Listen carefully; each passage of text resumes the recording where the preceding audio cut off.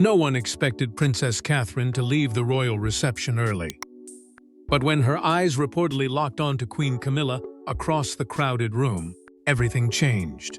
Within moments, whispers spread through the hall, guests exchanged uneasy glances, and one of the most carefully planned royal events of the year descended into confusion. Before we go deeper into what this really means for the royal family, make sure to subscribe so you don't miss a single update. What was supposed to be an evening celebrating royal unity quickly became the center of a growing storm.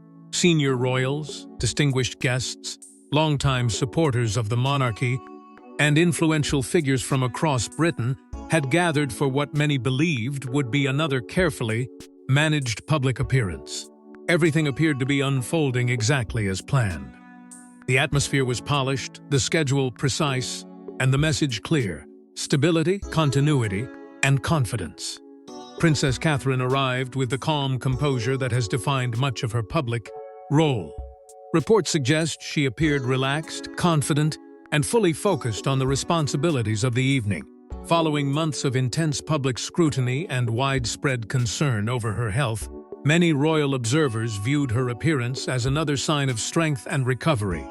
She greeted guests warmly, carried herself with characteristic grace, and gave little indication that anything unusual was about to unfold. Then, according to various accounts circulating among royal watchers, the mood shifted. Queen Camilla entered separately, attracting immediate attention from many in attendance. As the wife of King Charles and one of the most influential figures within the royal household, her arrival naturally drew focus.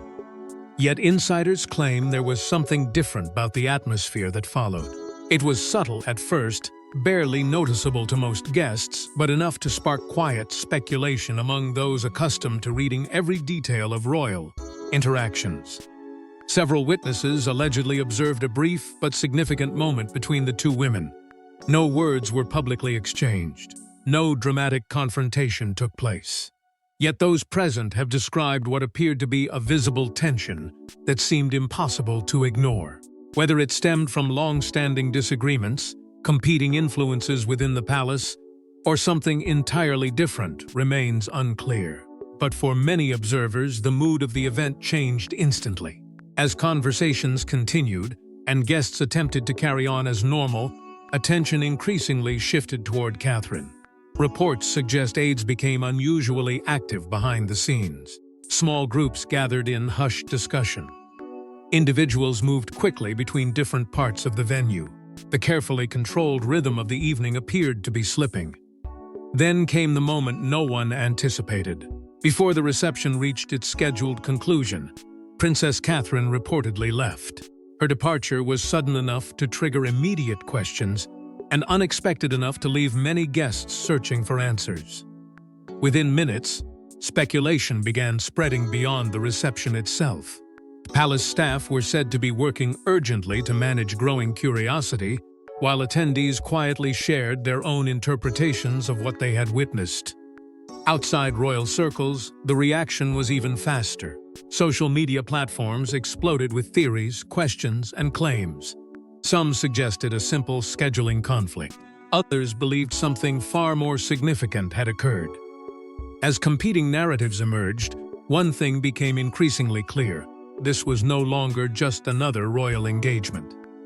But the sudden departure was only the final act of a drama that insiders claim had been building behind palace walls for months.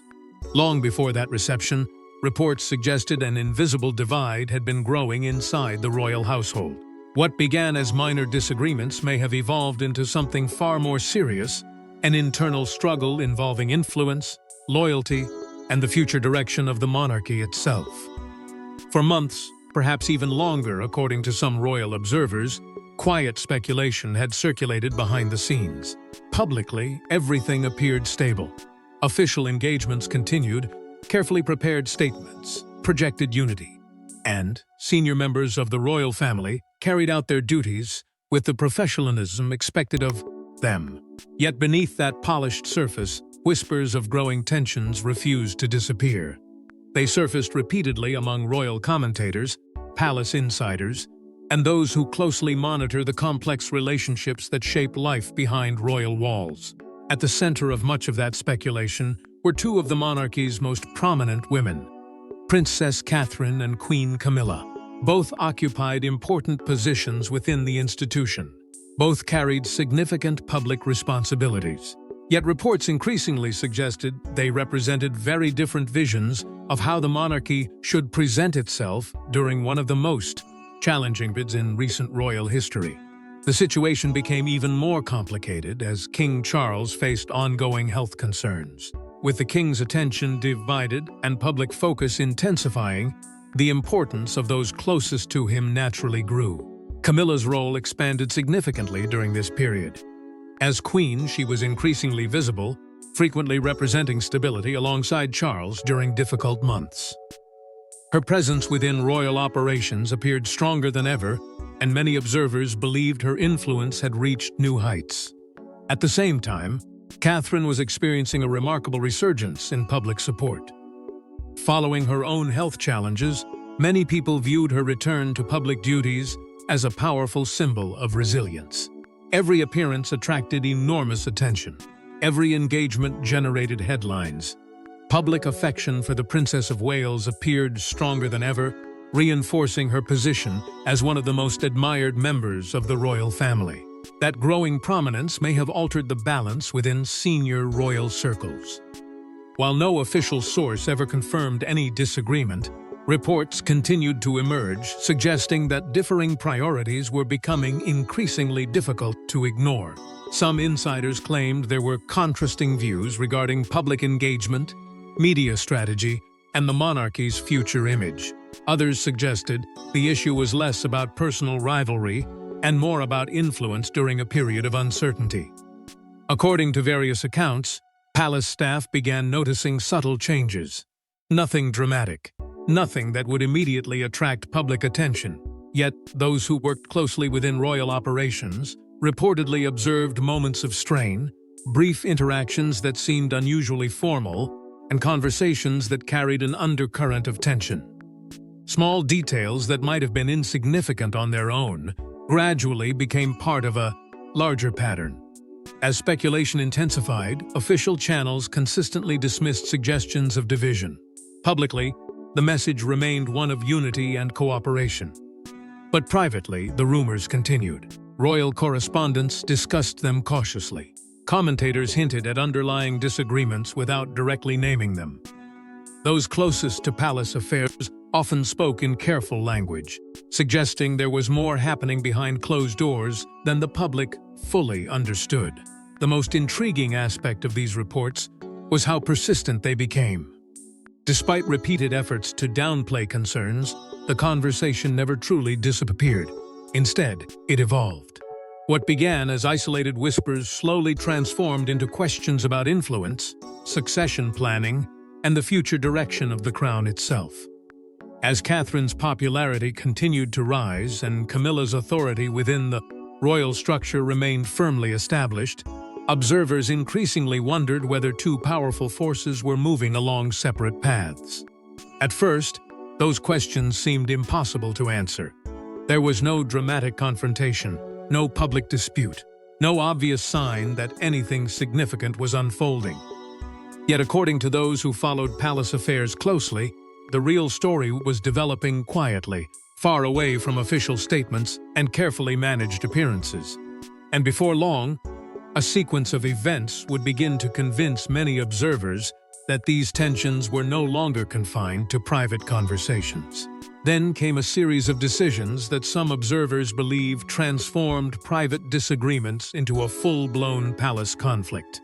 At the center of the growing storm stood King Charles, a monarch facing personal health challenges while trying to maintain unity among the people closest to him. According to royal watchers, the balancing act was becoming increasingly difficult. As speculation surrounding divisions within the royal household continued to grow, attention inevitably returned to the one figure whose position connected every side of the unfolding story. King Charles was not simply a husband, a father, or a monarch. He was all three at once, and that reality carried an extraordinary burden. At A moment when the institution required stability more than ever, he found himself navigating a series of pressures that seemed to intensify with each passing month. Publicly, Charles remained committed to projecting resilience. Despite ongoing concerns surrounding his health, he continued carrying out royal responsibilities whenever possible. Official engagements moved forward. Messages of continuity were carefully reinforced. The crown, after all, has always relied upon the perception of stability, particularly during periods of uncertainty. Yet many royal observers believed the challenges facing Charles extended far beyond the demands of public duty. Behind the scenes, reports suggested he increasingly relied upon those closest to him. On one side stood Queen Camilla, whose role had expanded considerably during his illness. As his wife and closest companion, she became an essential source of support during an exceptionally difficult chapter of his reign. Her visibility increased, her responsibilities grew, and according to some commentators, her influence naturally strengthened as Charles focused on managing both personal and constitutional obligations. At the same time, Prince William and Princess Catherine were assuming an even greater role in representing the future of the monarchy. Their household attracted enormous public attention, and many viewed them as the embodiment of the next generation of royal leadership. With Catherine's return to public life capturing widespread admiration, and William steadily taking on additional responsibilities, their importance within the institution appeared greater than ever. For Charles, this created a delicate balancing act. Reports from royal insiders frequently described an environment where competing priorities sometimes existed around the monarch. Not necessarily open conflict, but differing perspectives regarding how the monarchy should navigate an increasingly complex modern landscape. Some favored continuity and careful preservation of existing structures. Others emphasized adaptation and preparing for the future. While such differences are hardly unusual within large institutions, they became far more significant when attached to figures occupying the highest levels of royal life. What made the situation particularly challenging was the growing contrast between public appearances and private speculation. To the outside world, senior royals continued presenting a united front. Engagements were conducted professionally. Public interactions appeared cordial. Official photographs and statements reinforced a message of cooperation. Yet behind those carefully managed appearances, rumors persisted that tensions remained unresolved. Senior aides reportedly worked tirelessly to prevent those rumors from becoming headlines. Palace officials understood how damaging perceptions of internal division could become, especially during a period when the king was already confronting health concerns. Every statement was scrutinized. Every appearance was analyzed. Every interaction carried the potential to fuel another round of speculation. As a result, questions surrounding future leadership dynamics became increasingly difficult to ignore. Observers began wondering how influence was distributed within the institution, and what role various senior figures would play in shaping its future. Few expected immediate answers. Fewer still anticipated those questions becoming part of a public conversation. Yet pressure has a way of exposing fault lines that remain hidden under normal circumstances. The more the palace attempted to preserve harmony, the more curiosity seemed to grow. And while the institution continued presenting an image of unity, events were quietly moving toward a moment that would bring months of speculation into sharp focus. As Charles struggled to preserve harmony, a single reception would soon expose fractures few believed could become public. Witnesses describe a moment so brief it lasted only seconds, yet powerful enough to dominate headlines. A glance, a pause, and an unexpected exit became the center of intense speculation across royal circles. By the time guests arrived at the reception, few had any reason to believe they were about to become witnesses to one of the most talked-about royal moments in recent memory. The event itself had all the characteristics of a carefully managed royal engagement. Senior figures moved through scheduled interactions, conversations flowed according to plan, and palace officials appeared confident that the evening would reinforce the image of unity they had worked so hard to maintain. Yet beneath that surface, the unanswered questions from previous months were still lingering, quietly waiting for a catalyst. According to accounts that later emerged, the timeline of events initially seemed entirely ordinary. Princess Catherine arrived first, greeting attendees and carrying out her duties with the calm professionalism that had become a hallmark of her public appearances. Guests reportedly described her as engaged, composed, and focused. Nothing appeared unusual. Nothing suggested that the evening would take a dramatic turn. Then Queen Camilla arrived. Exactly what happened next remains the subject of intense speculation. Different witnesses have offered varying interpretations, and official confirmation has never materialized. Yet one detail appears consistently throughout many of the accounts that followed. Several attendees reportedly noticed a subtle but unmistakable shift in Catherine's demeanor after becoming aware of Camilla's presence. The moment itself was remarkably brief. A glance, a pause, a reaction that lasted only seconds. Yet according to those present, it was enough to capture attention. Some claimed Catherine appeared momentarily unsettled. Others suggested she became noticeably distant. A few observers described an atmosphere that suddenly felt different, as though an invisible tension had entered the room. What happened next only fueled the growing mystery. As conversations continued around the reception, reports suggest Catherine's body language began attracting attention from those nearby. Nothing dramatic, nothing overt, yet enough to prompt quiet discussion among guests accustomed to observing every royal interaction. Several attendees allegedly exchanged curious glances of their own. Others began speculating whether the princess was preparing to leave earlier than planned. Meanwhile, palace officials reportedly became increasingly active behind the scenes. Staff members were seen moving between different areas of the venue. Conversations appeared more urgent. Coordinators spent weeks organizing the reception suddenly found themselves dealing with unexpected uncertainty. Whatever was unfolding, it was becoming difficult to ignore. Then came the moment that transformed private observations into public controversy. Catherine departed before the reception had officially concluded. Within minutes, questions began spreading among attendees. Why had she left? Was the departure planned? Had something happened behind closed doors? No immediate answers emerged. Instead, a vacuum formed and speculation rushed to fill it. The media response was almost instantaneous.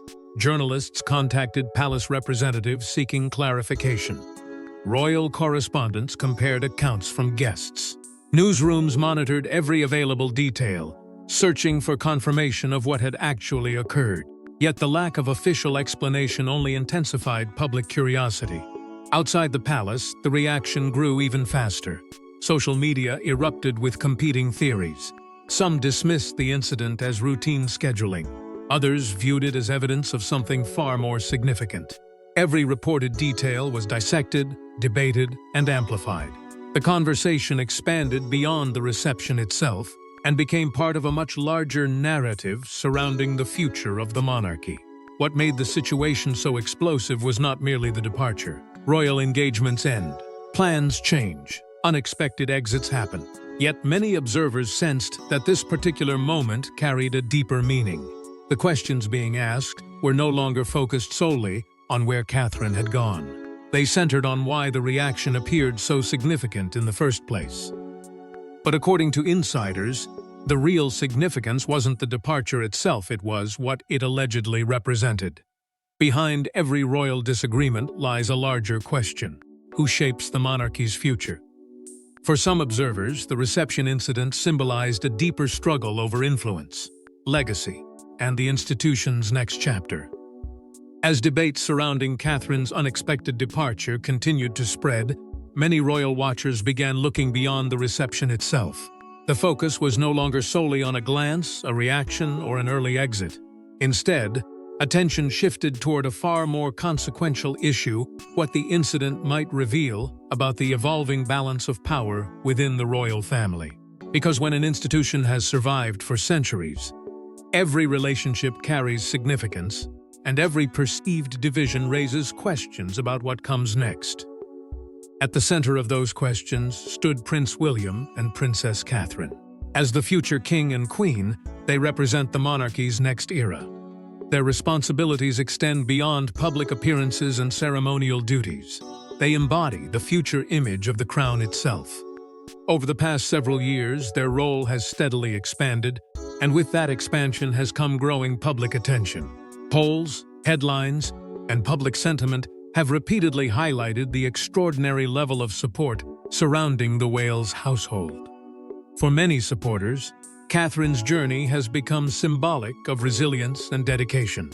Her return following health challenges strengthened an already powerful connection with the public. Rather than diminishing her standing, adversity appeared to deepen it. The more difficulties she faced, the stronger the admiration seemed to become. That combination of popularity and perseverance transformed her into one of the monarchy's most influential figures. At the same time, Queen Camilla occupies a uniquely important position within the institution. As the king's wife and current queen, she remains central to the monarchy's present-day operations.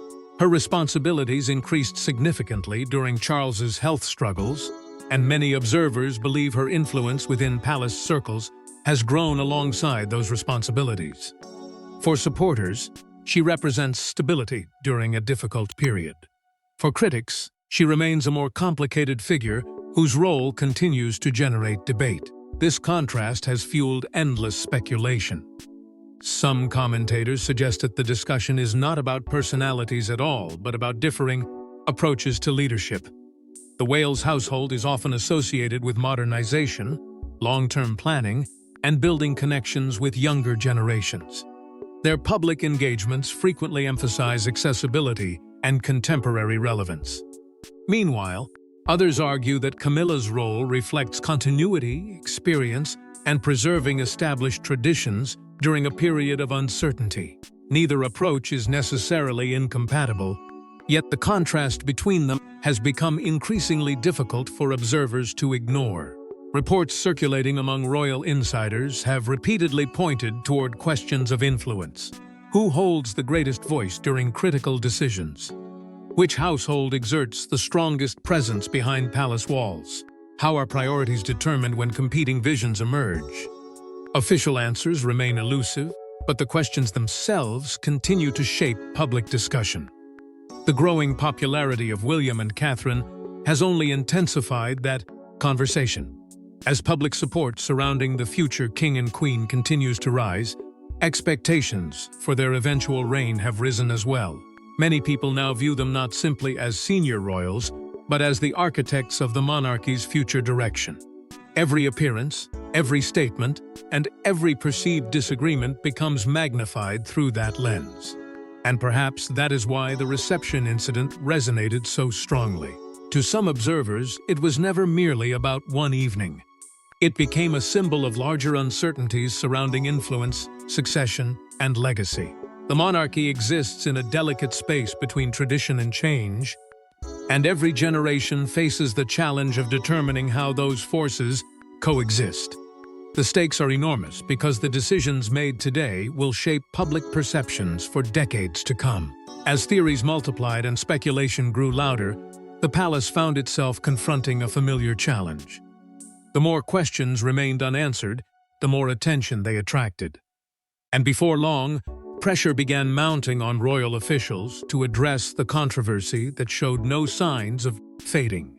As speculation intensified, attention shifted toward how the palace would respond to the unfolding controversy. When royal officials finally addressed the growing rumors, their carefully measured words raised almost as many questions as they answered. For seasoned royal observers, the silence itself became part of the story. By this point, the controversies surrounding Catherine's departure had evolved far beyond the boundaries of a single reception. What began as a brief moment witnessed by a limited number of attendees had transformed into an international conversation. Headlines continued multiplying. Social media discussions showed no signs of slowing. Commentators debated competing theories, and with every passing day, pressure mounted on the palace to provide some form of clarification. Eventually, royal officials responded. Yet rather than ending the speculation, their carefully crafted statements seemed to deepen the mystery. The language was precise. Every word appeared chosen with extraordinary caution. There were no dramatic denials, no detailed explanations, and no direct engagement with many of the rumors circulating online. Instead, officials emphasized routine scheduling matters and declined to comment on private discussions or unverified claims. For experienced royal correspondents, that response felt familiar. The palace has long relied upon restraint as a crisis management strategy. Throughout modern royal history, controversial stories have often been met with limited public comment. The reasoning is straightforward, directly addressing every rumor risks, giving it additional credibility. Remaining silent, however, can create an entirely different problem. It leaves space for speculation to flourish. And in this case, speculation was already spreading at remarkable speed. As analysts dissected the official wording, countless interpretations emerged. Some argued the palace was attempting to avoid turning a minor issue into a larger controversy. Others suggested the absence of a stronger denial was itself noteworthy. Neither side possessed definitive evidence, but that did little to slow the conversation. In fact, uncertainty became the driving force behind it. Royal correspondents soon entered the debate. Veteran observers familiar with palace communications pointed out subtle aspects of the response that attracted attention. Certain phrases appeared unusually cautious. Some reporters noted what was not being said rather than what was included. Others urged restraint, warning against reading too much into statements designed primarily to calm public concern. Yet even among seasoned commentators, there was broad agreement on one point. The reception story had become much bigger than anyone initially anticipated. Behind the scenes, reports suggested efforts were underway to contain the narrative before it caused lasting damage. Palace aides allegedly worked to redirect attention toward upcoming engagements and official duties. New stories emerged highlighting charitable initiatives, public appearances, and institutional priorities. The strategy appeared clear: shift the conversation away from speculation and back toward the work of the monarchy. But controlling a modern media storm is rarely that simple.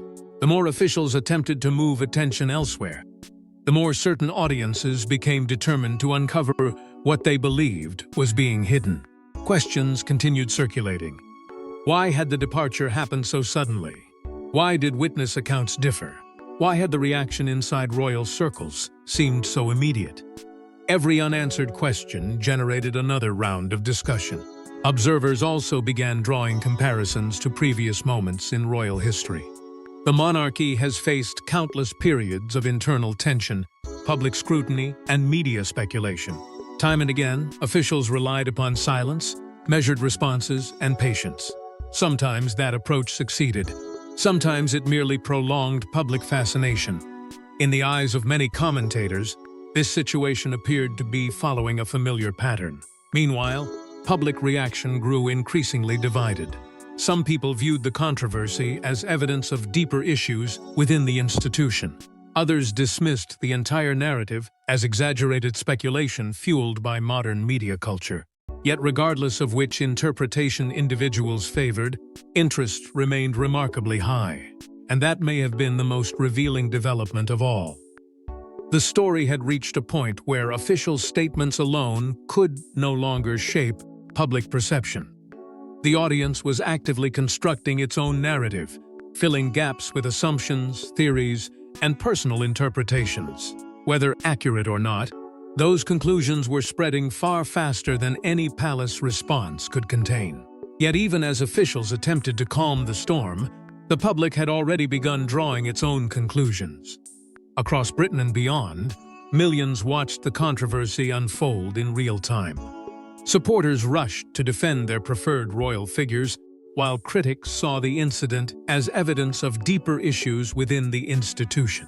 What had started as a brief moment inside a royal reception was now something far larger. The story had escaped the confines of palace walls and entered the global spotlight. Within hours, discussions spread across television networks, newspaper columns, online forums, and social media platforms. The controversy was no longer being shaped solely by journalists or royal experts. Ordinary people around the world were now participating in the conversation, offering their own interpretations of what they believed had happened. The speed at which public interest intensified was remarkable.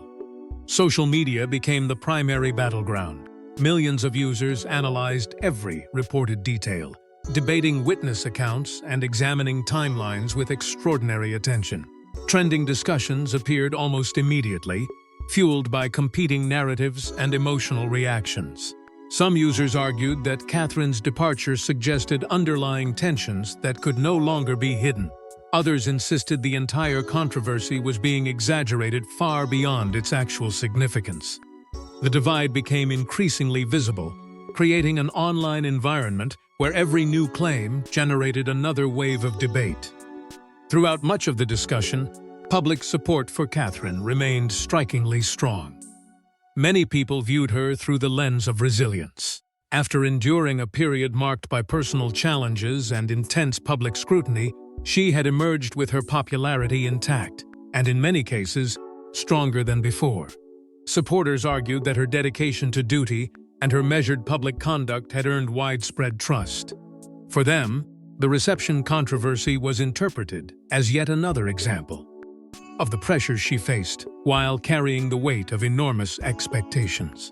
Yet the conversation was far from one-sided. Camilla also had defenders who rejected attempts to portray the situation as evidence of conflict. They argued that much of the speculation relied on assumptions rather than confirmed facts.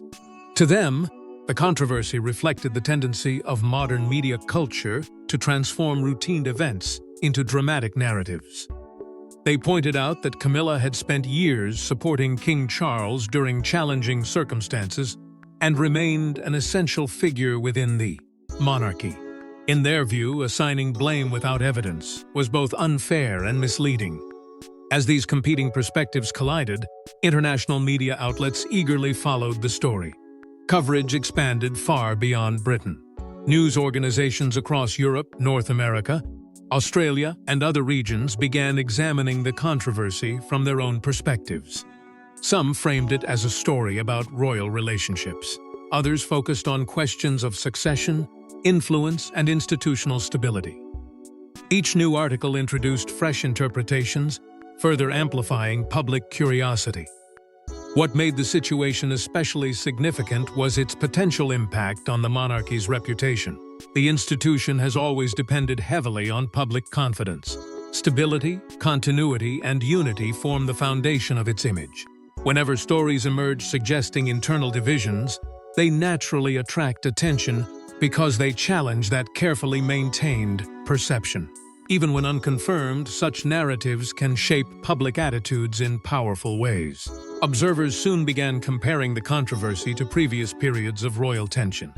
Historical parallels emerged. Commentators revisited earlier moments when disagreements, rumors, or strained relationships became major public stories. Those comparisons intensified concern among some supporters who feared that prolonged speculation could distract from the monarchy's broader responsibilities. Meanwhile, pressure on palace leadership continued growing. The longer the conversation persisted, the more difficult it became to contain. Public curiosity remained high. Media interest showed little sign of fading. And despite every attempt to redirect attention elsewhere, one reality remained unavoidable. People were no longer focused solely on what happened at the reception. They were questioning what it might reveal about the institution itself. But beyond the headlines, one question continued to linger over the monarchy's future. The reception may be over, but the questions it raised remain unanswered. Whether the incident was a misunderstanding, a symbolic protest, or something far more significant, its impact could shape royal relationships for years to come. As the headlines gradually began to fade and the intensity of the daily speculation slowly settled, one reality remained impossible to ignore. The controversy had left behind a trail of questions that no official statement had fully resolved. For some observers, it was simply an unfortunate moment magnified by modern media. For others, it represented something deeper, a glimpse into pressures and challenges that continue to shape the monarchy from within. Perhaps the most closely watched question moving forward concerns the relationship between Catherine and Camilla. Publicly, both women remain committed to their duties and responsibilities. The monarchy has always relied upon professionalism, particularly during difficult periods, and few expect that principle to change. Yet after months of rumors, followed by an incident that captured international attention, every future interaction between them is likely to attract renewed scrutiny. A simple conversation, a shared appearance, even a brief exchange could become the subject of analysis. Fairly or unfairly, the reception ensured that public curiosity would remain. At the center of that challenge stands King Charles. Throughout his reign, Charles has repeatedly emphasized unity, continuity, and service. Yet maintaining harmony within a family that exists under constant public observation is no simple task. If divisions truly exist, however minor or exaggerated they may be, many believe Charles will play a critical role in ensuring they do not overshadow the institution itself. The monarchy has weathered countless storms throughout history, but stability has always depended on leadership capable of bringing competing interests together. At the same time, Prince William's responsibilities continue to grow. As heir to the throne, he increasingly finds himself at the intersection of the monarchy's present and future. Public expectations surrounding William and Catherine have never been higher. Millions view them as the next chapter of royal leadership, and with that admiration comes enormous pressure. Every decision, every appearance, and every response to controversy becomes part of a broader conversation about what kind of monarchy they will eventually inherit. That is why this story resonates beyond a single reception. The debate touches upon larger questions about public trust, institutional stability, and the balance between tradition and evolution. The modern monarchy exists in a world vastly different from the one faced by previous generations. Public scrutiny is relentless. Information spreads instantly.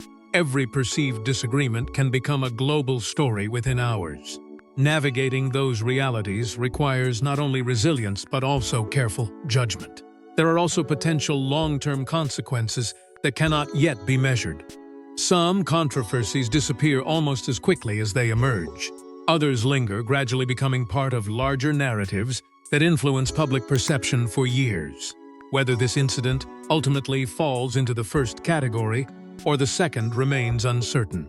What is clear is that it has sparked conversations about influence, leadership, and legacy that extend far beyond the events of a single evening.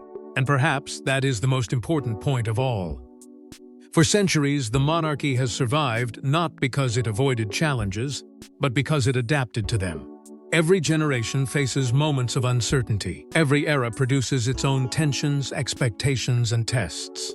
The institution's future will depend not on the absence of controversy, but on its ability to navigate those moments while preserving public confidence.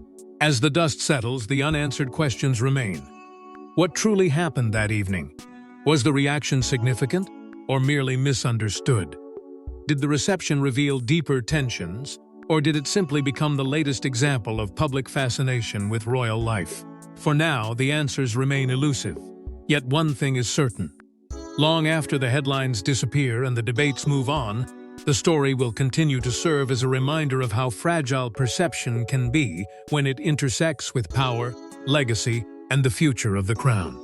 Because in the House of Windsor, the most powerful battles are rarely fought in public, and sometimes a single exit says more than 1,000 official statements. Thanks for watching. Please don't forget to like and subscribe, and we will see you in next one.